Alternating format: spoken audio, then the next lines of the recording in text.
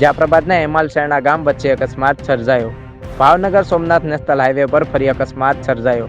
National highway ઉપર માટીનો પાળો કરેલો હોય જેથી અકસ્માત સર્જાયો. નેશનલ હાઈવે ઉપર માટીના પાળા ઉપર અવારનવાર અકસ્માતની ઘટના બની રહી છે.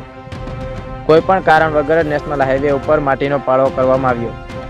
કાર ચાલક સુરતથી ઉના તરફ જઈ રહ્યા તે દરમિયાન અકસ્માત સર્જાયો. કારમાં બેસેલા મહિલાને ઈજા પહોંચતા ખાનગી વાહન મારફતે ઉના હોસ્પિટલ ખાતે ખસેડવામાં આવ્યા.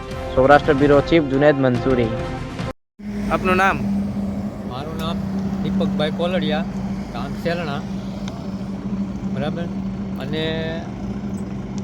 આજે શું બનાવ બનેલો છે દીપકભાઈ? અહીંયા તો લગભગ એકાદ દિવસ ભાગે ખાલી જતો હોય.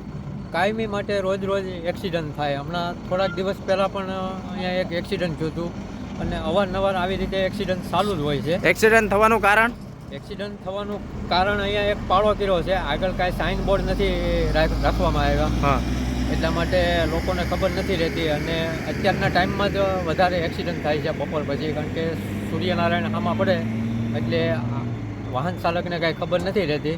તો હવે આ લોકોને અવારનવાર કીધું કે ભાઈ તમે પાળો હટાવી લો, બરાબર, અને કંઈક આગળ સેફટી સાઇન બોર્ડ લગાવો વગેરે કીધું, પણ એ લોકોને કાંઈ નથી ઓલી પડતી અને આમ રોજ એક્સિડન્ટ થાય છે. નિર્દોષ લોકો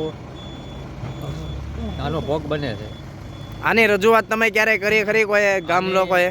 હા, આની રજૂઆત અવારનવાર અમે અહીંયા અમારા ગામમાં જ આ નેશનલ હાઈવેવાળાનો પ્લાન્ટ હોય તો આની અનેક વાર રજૂઆત કરી, પણ આ લોકો કાંઈ ધ્યાન આપતા નથી. અને છેલ્લા લગભગ આ 2-2.5 વર્ષથી અહીંયા પાળો આમનામ રાખેલો છે.